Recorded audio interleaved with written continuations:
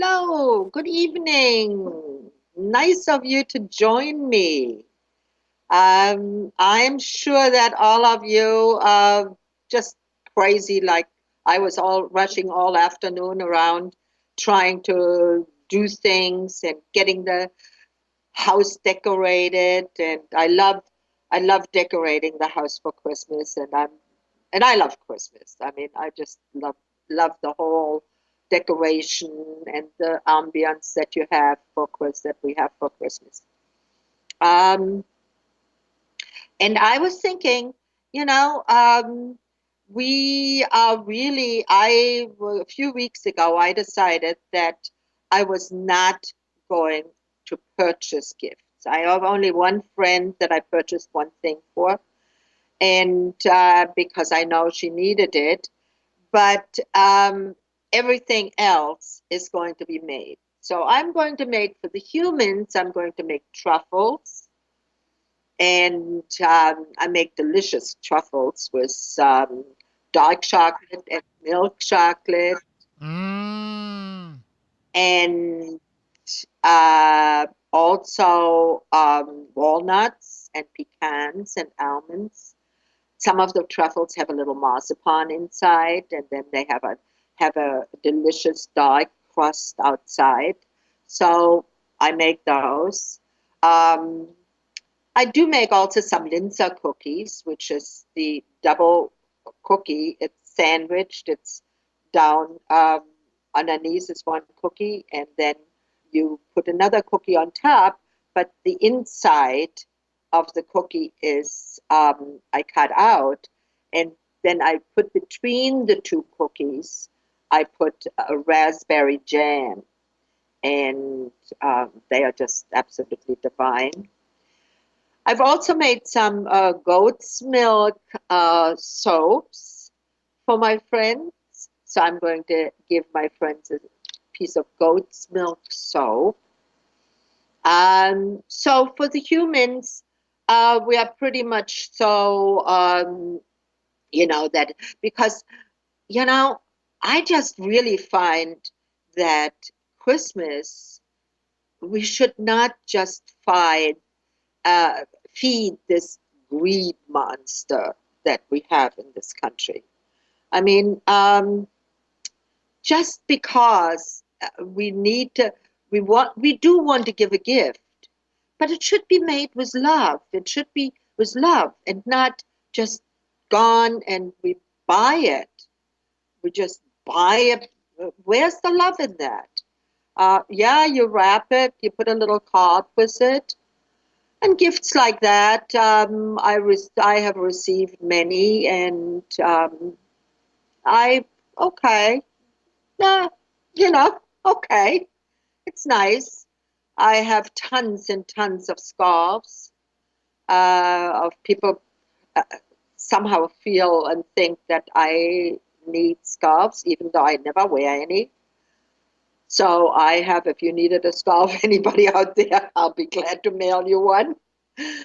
But it's just this buying craze. So why don't we this Christmas? Why don't you think a little differently? Make something, anything. I mean, you can make little bracelets. I mean, they have these pearls and stones that you can buy in any AC Moore store, any really even at Walmart you can buy things. And believe it or not, when I went today to AC Moore, there was a huge line. It was packed. More and more people are doing exactly what I'm saying. They're making things. I made a gingerbread house for our historical society here, and we're going to auction it off to some lucky person. Um, I, you know, make something, write a poem. Even if you didn't compose the poem, or if you did not write the poem yourself, make a poem, but handwrite it. Handwrite it on a beautiful card decorate the card with some ribbons and give that. You know, the receiver will feel the love of you. And that is what is all about Christmas, is the love that we share and that we give, and the thinking of the other, and the thought that we put into it. You know, that's what Christmas should be all about, and Hanukkah, and any kind of a gift, really, any time of the year, birthdays, anytime. You know, just going out and buying things is really rather thoughtless. And those gift cards, I mean, forget about it. I don't ever want to receive one of those because I really don't think that that person really, they've just felt obligated to buy me something, and that's not that's not me, and that's not what I want my friends to think that I am. And since we are pet lovers, all of us, that's why we tune into the show. um, I thought about what we could make for our pets. Now, granted, our pets are not going to, they will not know what Christmas is, or what, if it's their birthday, or if it's Hanukkah, or whatever. It does not matter. Uh, what is that sound, Amon? Is that me? No, What that's are me. we? That's supposed to be a dog that's saying, nah, I don't Oh, agree. oh, all right, Amon. I know it's not good. It's not a good bark. I was just thinking, oh my God, somebody is choking there. All right. So, what can we give our pets? Our pets, they do know. My pets, my guys, they all know when there is commotion. I mean, they know there's, I mean, boxes are out with, and you see in the back of me, that's the biggest Christmas tree we're going to be doing. We are grandparents, you know, we don't put a big tree up anymore. But I have this very tasteful, nice tree that is just perfect. And I decorated the house, all over the house, real with real pines, because we are in the woods. And so I have that available. If you're in the city and you have central heating or so on, and if it's very warm, then pines are probably not so good. So, what do we give our pets? Well, if you want to make an edible, one thing that I know my dogs just go gaga and goo goo over is I crispy fried bacon, and I cool it, and I put it into a plastic bag, and that is what they get. I do not bake cookies for them because most they don't eat it. They don't like dog cookies, and they don't like, and the cookies that you purchase for dogs are awfully expensive, I find. You can make some. And here's one of the, if you have a pen and pencil there, even for a Finnish dog, uh, that dog will eat that cookie. What you do is you fry some bacon, use that grease, mix it with some either oatmeal or flour, white flour. I would not really use, but oatmeal is a good one. Put the oatmeal into a blender so it's finely ground. Then you make some carrots. Again, I have a juicer, and I make carrot juice quite often. So that pulp of the carrot, I put then into the oatmeal. I put an egg in there. I put some of the crumbled up bacon in there, and then I dry that all in the oven, slow dry it. Not really baking it, but just dry it. My dogs really go for that. I mean, because it has that bacon taste, they love the carrots, and um, it's very healthy for them. Not a ton of them, but it's very healthy. So that's a good snack kind of thing. Um, they also they go absolutely nuts over tripe. Now, most people I know, they don't really eat innards. My dogs do, as they do eat the abada, and they eat raw food every day. So they love that. But what you can do is with the tripe, you can cut it real fine and cook it. You can also just simply buy a grilled chicken, a whole grilled chicken, take the breast, cut it up fine, and feed that as a treat, as a Christmas treat, because you want to give them. My horses, they get carrots every day, but they get carrots and apples at Christmas and at the holidays. I chop it up, I put it into their feed, and so do they know it's different? Yeah, well, yeah, they know it's different because they have a treat, but it's usually just mainly for me that I think I want to give them something. But what I really think, what is a little bit more lasting, is if we make something for our dogs and cats. Now, one of the things that you can make is you can take some of they are pearls and and little stones, rhinestones, and you can just get an inexpensive color like this and hot glue on there rhinestones and pearls. That makes a very, very smashy gift. Um, you can take a very sturdy, um, like a cloth that is fabric that furniture fabric. It's a little more sturdy. It's really tightly woven. You can stuff that if you're a little more talented. Make a toy. If you are more talented with the needle, you can make a warm coat. See, it's very easy to make. Take one of the older coats. This one has a little hood on it.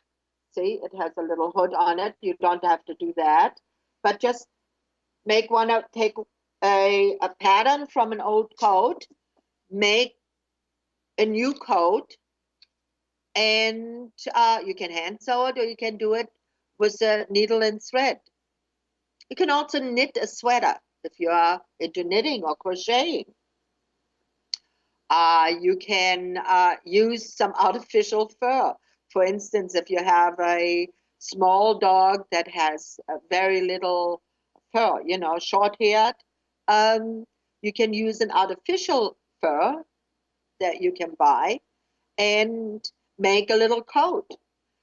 Put Velcro on the end for fasteners. You can also make buttons, but buttons are really not that good. Velcro, it really works best. Not so great. Buttons work better if you have a long haired. Velcro for all the short haired ones, because the long hair that goes in between the Velcro and then you can't close it anymore. So those are fabulous treats. I love the idea with a color, and you can put rhinestones, really make it fancy, because these rhinestone colors, if you buy one, they're very expensive. I mean, I purchased one for my little Charlie when he was a pup, and unfortunately, the collar doesn't fit him anymore because he has grown somewhat. And I paid over $30 for that collar. So I mean, that's not really necessary. Buy an inexpensive color and hot glue those rhinestones on. You can also um, use the studs, where you poke them through. But then you have to buy the machine too, which is not really that great. What you can also, like I said, you can also do is you can make get these flat stones and put that onto the color. And it really looks quite nice. In fact, I think I'm going to make one like that for Charlie, who presented me with a lot of grief last week. Charlie, and that is my little black and white one. Charlie, come here, come. Come here, come here. I want to show him to you. Come here, come on. Huh? Oh, there we go. There's Charlie. Okay, and Charlie is my baby. I raised him from a small pup, and he has my heart. Well, and that in the background is TC because he's jealous because I picked up Charlie. But Charlie was last Sunday, uh, about 1:30. I was just about going out riding with my horse, and my husband says to me, "Have you seen Charlie?" I said, "No, I haven't seen him." "Well, didn't you see him?" And he said, "No, I brought in wood and I haven't seen him." I said, "Oh, well, he'll be back." But now, what you have to understand is Charlie is sight impaired. He is not totally blind, but he's sight impaired. So he doesn't see so well. But we know also that our animals, our dogs especially, they go by the nose. That's their first scent. They go by scent.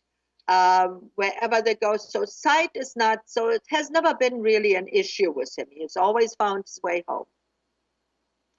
Well, I came back from my ride and Charlie was still not there. So now it was about 3 o'clock. So now I was getting worried. My heart was going, ba-dum, ba-dum, ba-dum. Where is he? The other little dog, the little black poodle that always hangs out with him, he had come back, but Charlie had not. So I put my horse away immediately. I went to all the places that usually Charlie hangs out. No Charlie. Well, about 4:30, I was really worried. The first thing I did was call state police, reported him missing. Second was I knew the Humane Society was still open till 5 o'clock. So I called them, reported him missing. And then I went on Facebook and I put his picture up and anybody has seen Charlie. Well, needless to say, that evening didn't go well for me. I mean, I was just a basket case. I just couldn't, I was constantly outside. I was till 11 o'clock at night with a flashlight. I was searching everywhere. I couldn't find him. And, it was like, okay, maybe an animal got him. We have chicken hawks around here. They can carry off a big chicken. And he's not much bigger than a big chicken. Um, we do have bear. We have coyotes. We even have some mountain lions, yes, I understand, although I have never seen one. But I was just like, where is he? I hope, I was almost hoping uh, he was dinner for some animal because I just couldn't think of him having to spend the night outside. It was 16 degrees that night. And I was absolutely terrified. On top of it, on Monday, we were expecting this big nor'easter. And nat- naturally, I didn't sleep a wink. I was like 20,000 times to the door. The dogs, the other two dogs were nervous. They were barking and yapping, and it was the night from hell. So the next morning, the first thing I did, again, I said, you know what, to my husband, I'm going to go up because across the street where we live is the National Forest. And Charlie does go occasionally there. Now, on the other side of our house, up on the hill, there's a very busy, busy street. And people drive 50, 55 there. And but he never has gone up there. I mean, I've never seen him go up farther than I could see him up on the hill. So I wasn't so concerned. But I told my husband, you know what?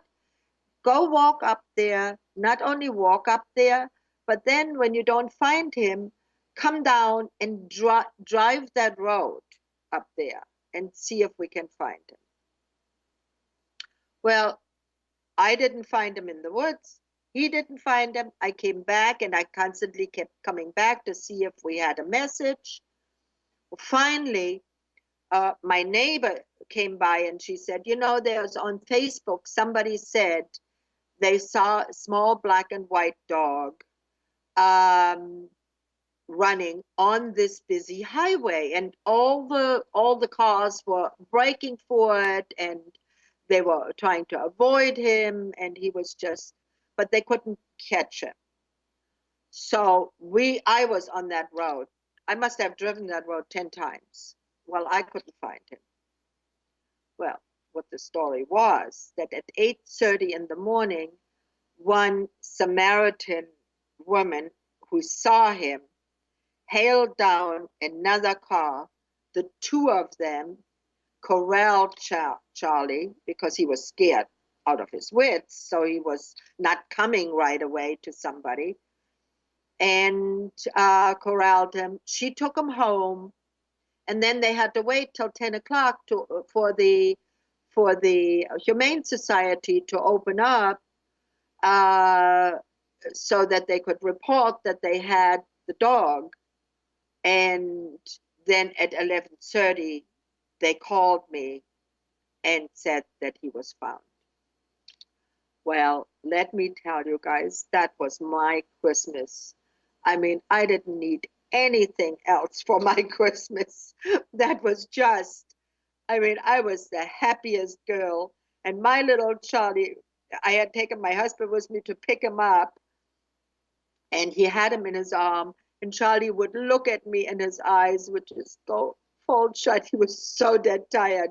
Well, the two of us, we were pretty tired too. So all of us took an afternoon nap, which is we haven't done in years, but we all took an afternoon nap because we were just so happy and so exhausted. And the worst part was that I didn't know what happened to him. You know, we can all deal with the death of an animal because we know they don't live as long as we do. But, not to know what happened to your pet, because we do consider them our children, and we do consider them to be so close to us. And there's some pets that just have your heart, they just, uh, I know, I hate to say it, but some pets you love more than the others, and this little dog, even though he's such a pain in the you know what, most of the time because he never listens, um,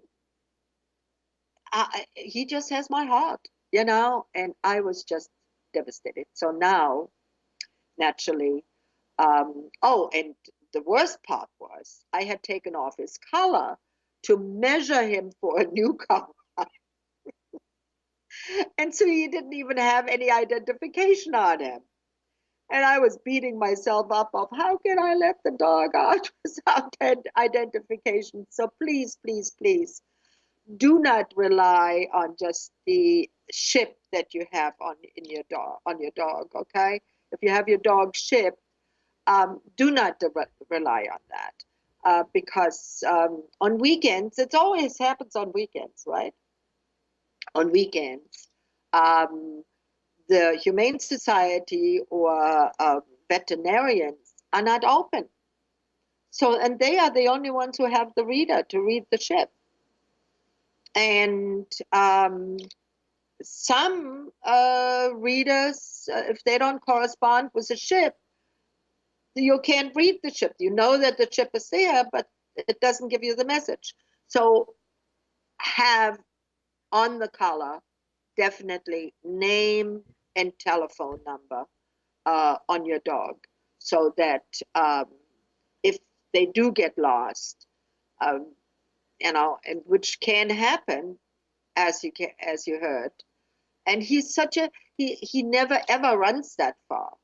So we always rely on him, being really rather close, and that he stays around the uh, property or in the vicinity of uh, him hearing us. But he must have just gotten very disoriented and got lost, and he stayed out all night in 16 degrees. Thank God he has long fur, and thank God he is like a little Eskimo dog. But it would have been awful, right? So if you have a story like that, please do tell us. We love to hear it. Gisela, Yes. Kathleen in the chat is saying, beautiful story. I think the Uh, best gift that we can give our pets is undivided time, a walk, and a long talk to allow them to feel the love they give to us all the time. so beautiful. Yes, Cassie, I agree with you This is wholeheartedly. this is Kathleen. Kathleen, yes. Yes, Kathleen. Thank you for telling us that. Yes, you are so right. Whatever we can, and that goes not only for our pets, that goes for our elderly, for our seniors. Call if you have a mother or father, call them. See that you go there, and not just for the holidays, but anytime. If you have a neighbor that is an elderly neighbor, or any type of neighbor, you know, give them an IOU. I would like to give you a present of that I will take you for breakfast, or that I will shovel your driveway, or that I will cut your grass in the summer, or that I will carry your groceries in the next time that you are around, or anything that you can think of that would make their life a little easier, and show them that you are considerate and that you care. That is what it's all about: care and love. Okay.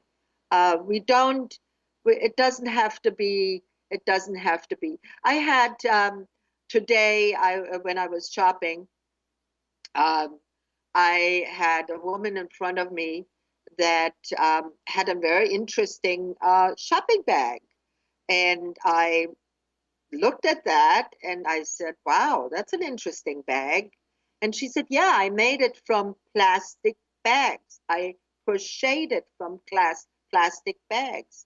And I said, wow, you did. And she said, yeah. And the woman in front of her piped in and she said, oh, yeah, I love that.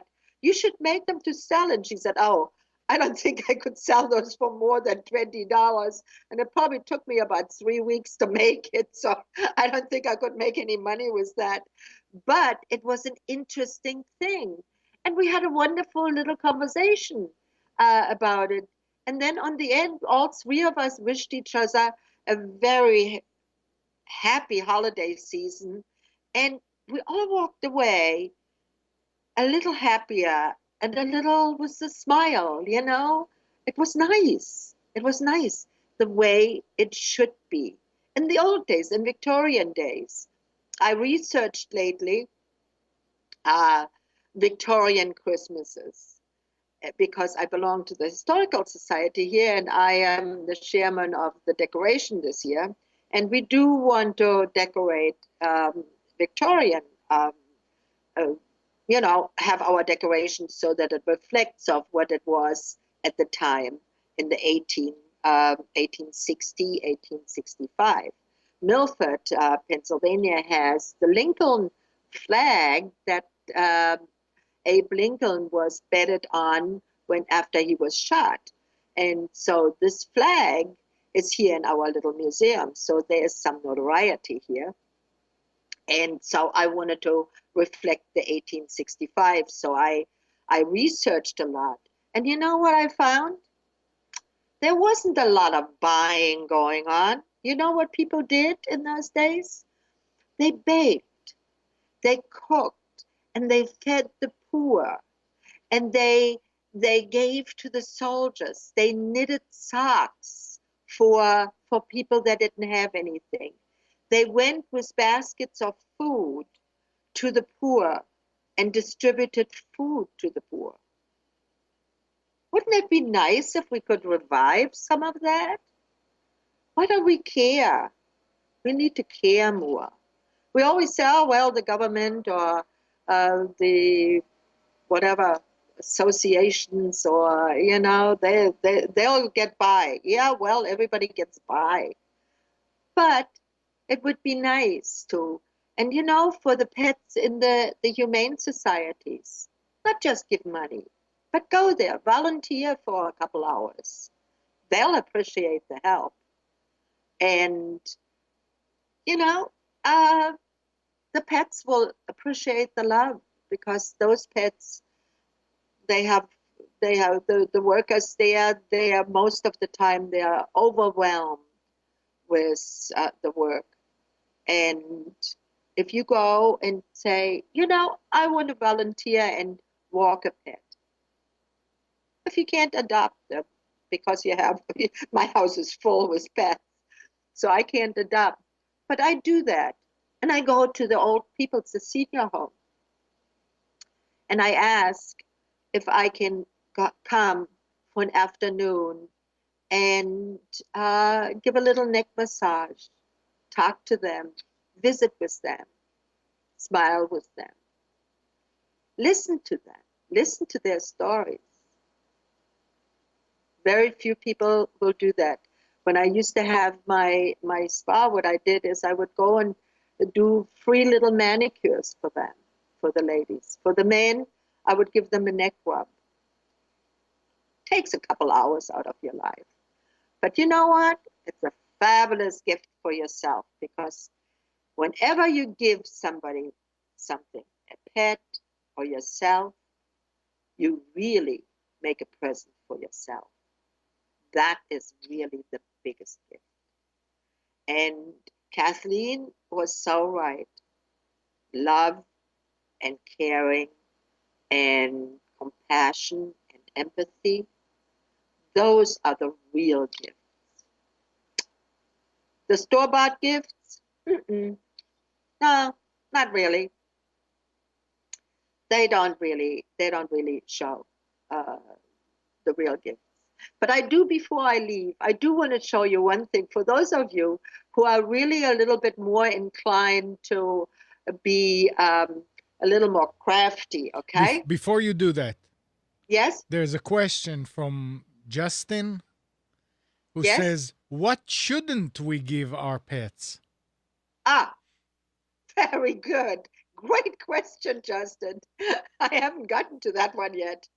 But one thing we shouldn't give them, store-bought presents.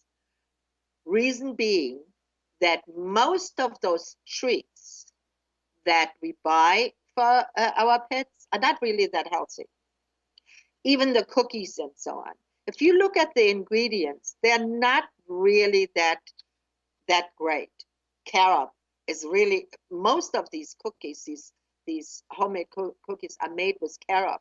Carob is really not something that your dogs should be eating, really. If you buy a toy, most of these toys are not really tested to be chewed on for pets. I have seen, and in my practice, I've had pets come in, they have choked on some of those teddies and toys made of rubber or so on. Their teeth are very sharp. They can tear that apart. I just had a little, like a little Yorkie, tiny thing, this big, okay? Had the woman is a lovely woman, lovely, very much in love with this dog. So what does she do is she buys this little terrier several toys that have the fluffy stuff that fakes cotton type of stuff in there, and eyes that were made out of plastic. They were stuck in there. Well, that dog chewed all of that apart. Not only that, but swallowed some of it. Thank God I gave the dog then some remedy, and thank God there was no choking. But she called me right away, and she was almost in tears. Oh, I didn't think that she could, tear this all apart. I thought that she would just have fun with that. Well, no, those are not good toys to give them. Like I said, anything store bought, I mean, anything that they can tear apart and that they can chew and eat, they will. Simple as that. And if you buy those treats, even if they are made, if they say like, oh, they are just like homemade or something, look at the ingredients.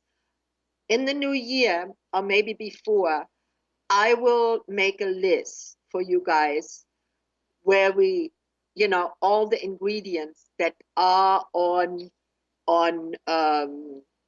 in dog food and store-bought dog food and in treats. If you read some of these ingredients really well, you'll be amazed of how poisonous some of this stuff is. So please don't. Okay? Justin? Great question, Justin. Very good. Where was I? Oh, somebody who is really handy.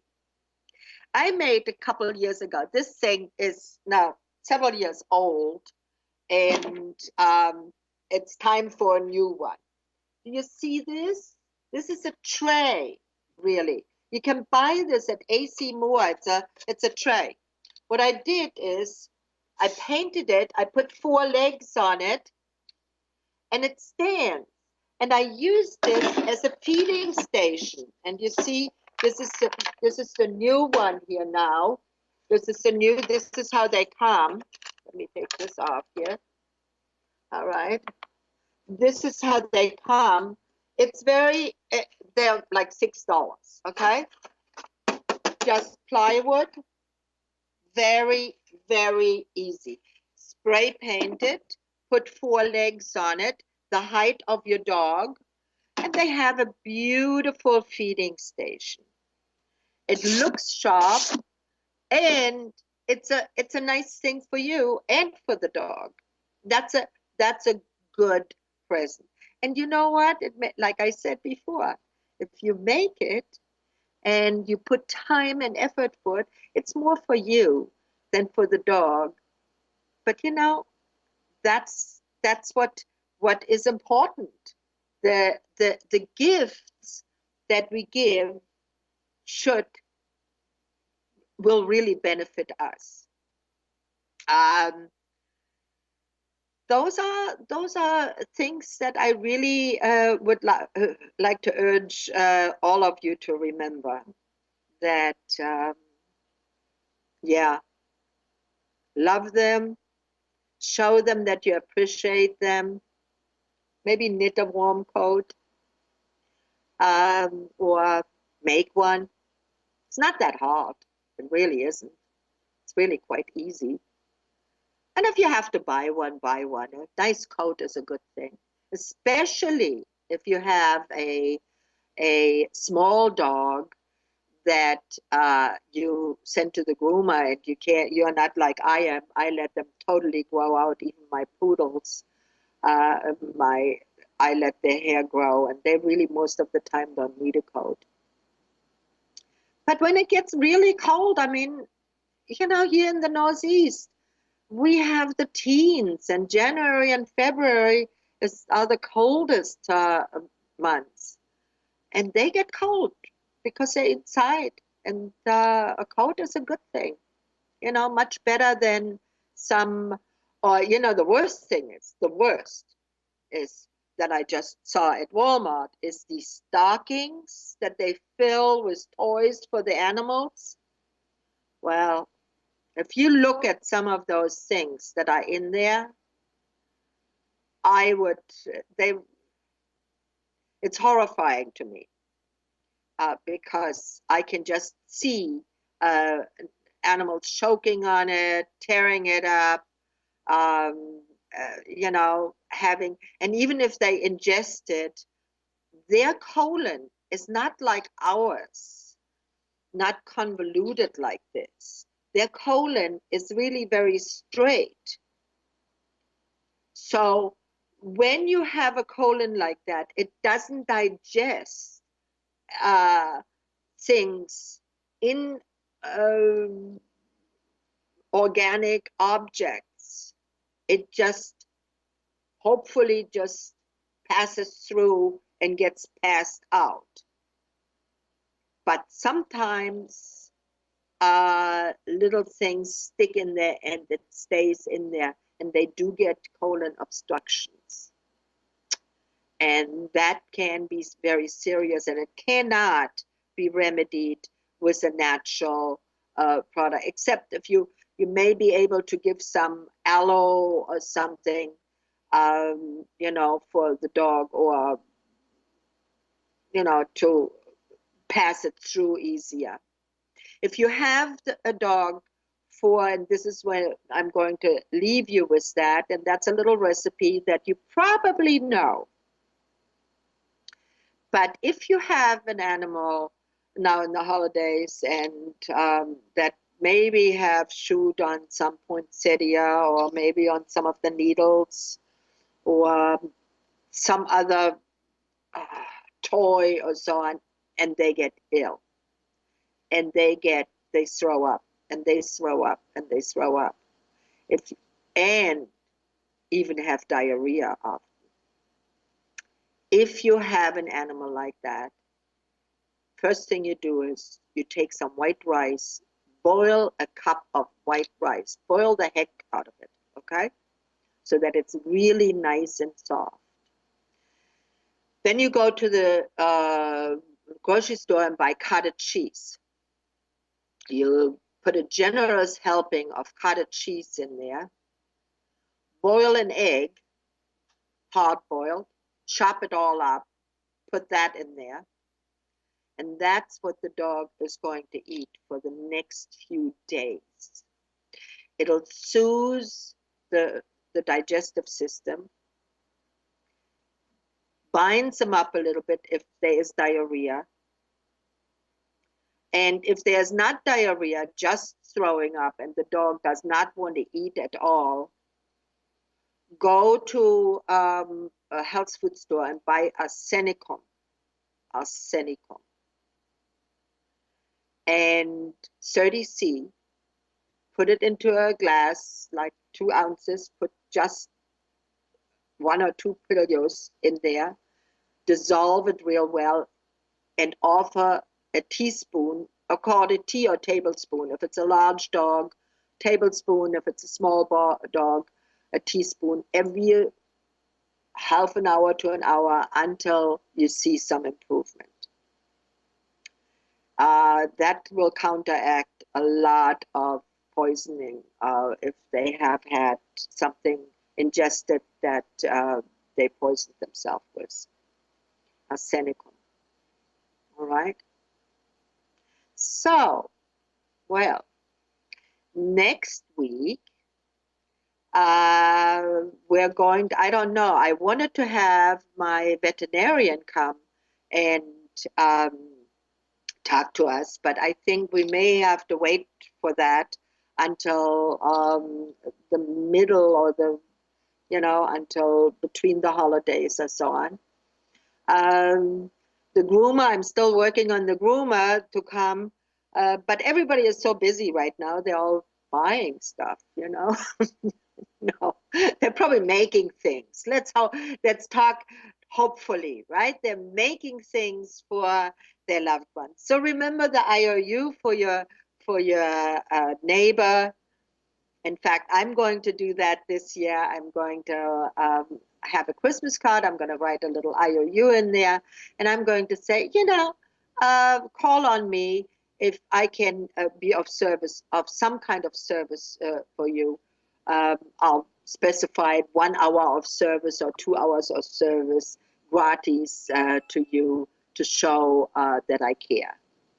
And they can specify it, they can say, I really need some help shoveling my drive, or I need some help in the summer, or whatever, And like I said, everybody else, the humans all get baked in truffles. And my pets get a new feeding station. And I will make for 2 of my dogs, I will make a color. I will make a rhinestone color. So that's what I'm making. Hopefully I gave you some ideas, and hopefully you take some of these. And thank you so much for participating. I love to hear from you. Please call in again. And I will see you all next Friday. Bye-bye.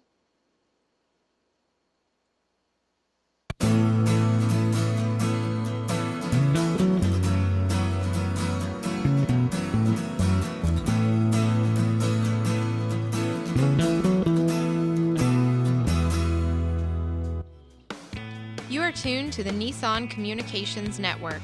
Our weekly lineup of call-in programs includes Computers 2K Now with Amnon Nissan, Health In with Debbie Bruck, Breaking Free with Marilyn Shannon, Lessons of Vietnam with NCVVI members, The Tanya Love Show, Your Healthy Pet with Gisela DiCarlo. And if you tuned in too late, you can always watch each program in its entirety or download an MP3 audio file of it at www.nissancommunications.com. Sponsored by Atomus.com, makers of quality video recorders and converters for professionals, CarolinaApparel.com, and DeltaForce.net.